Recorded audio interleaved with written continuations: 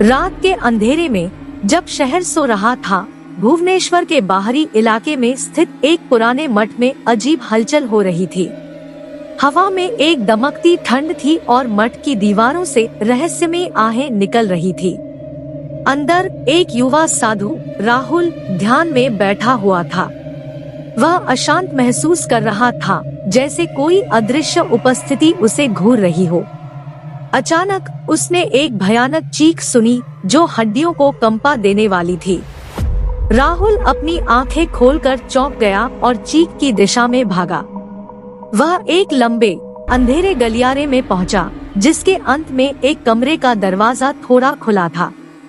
राहुल ने डरते हुए दरवाजे को धीरे से धक्का दिया और कमरे में झांका। कमरे में एक नन की काली पोशाक में एक आकृति एक कोने में बैठी थी, उसका सिर झुका हुआ था।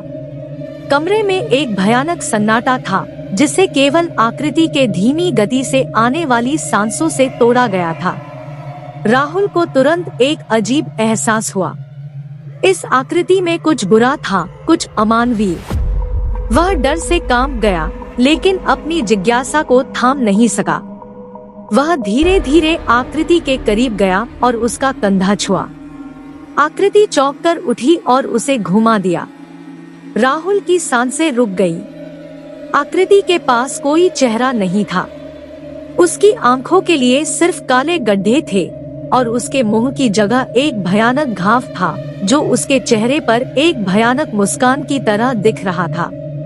राहुल चीखने ही वाला था, लेकिन आकृति ने एक भयानक आवाज में उससे बात की। आवाज एक ठंडी फुसफुसाती हवा की तरह थी, जो उसके कानों में छेद कर रही थी। मैं तुम्हारे लिए आ रही हूँ, आकृति ने कहा। मैं तुम्हारी आत्मा को अंधेरे में ले जाऊंगी। राहुल बोल नहीं सका। वह दहशत में जकड़ा हुआ था। उसकी आंखें आकृति के भयानक चेहरे पर लगी हुई थी। अचानक आकृति ने अपनी भुजाएं फैलाई और राहुल को अपने घातक काले कपड़े में जकड़ लिया।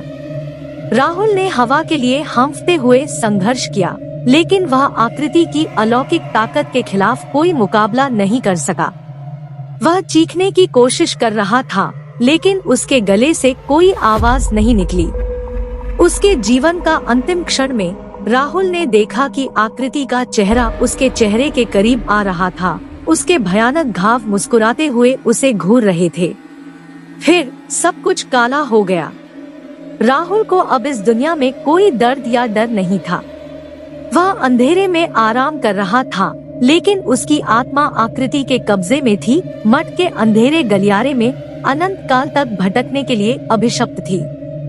इस तरह द नन का खौफ और आतंक मठ में बना रहा, भुवनेश्वर के शहरवासियों को आने वाले वर्षों तक परेशान करता रहा।